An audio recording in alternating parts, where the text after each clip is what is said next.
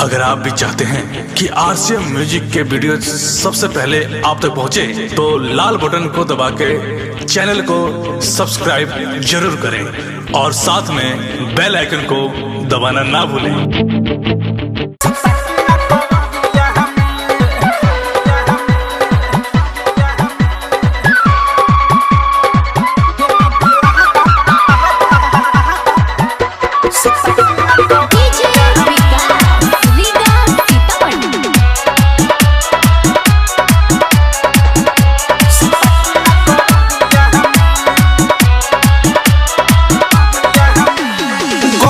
के दिनावा में छुटता पसीनावा, पियावा के बिनावा ना पड़ता नीनावा।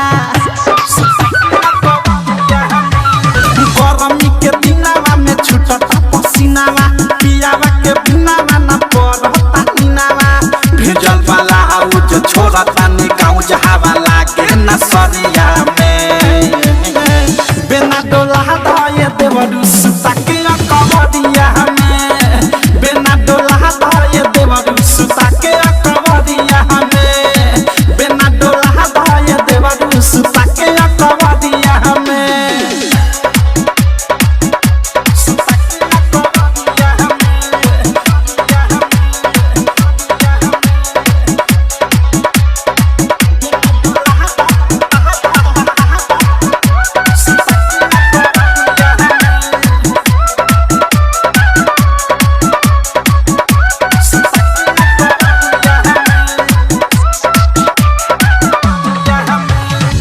कोई तो ठंडा मिजाज ने आके चलो पलंगिया पजा जिम बिछा के।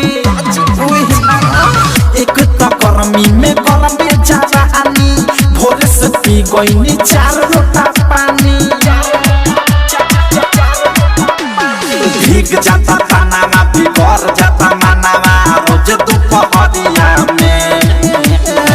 बिना डोला धाये देवरु सुता के कवरिया हमें। बिना डोला धाये देवरु सुता के कवरिया हमें। बिना डोला धाये देवरु सुता के कवरिया हमें।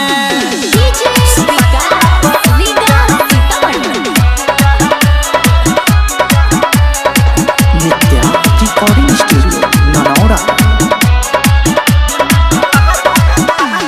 कट गइले लाइन खराब न भटर, सगर पसी झिके करे चटर चटर।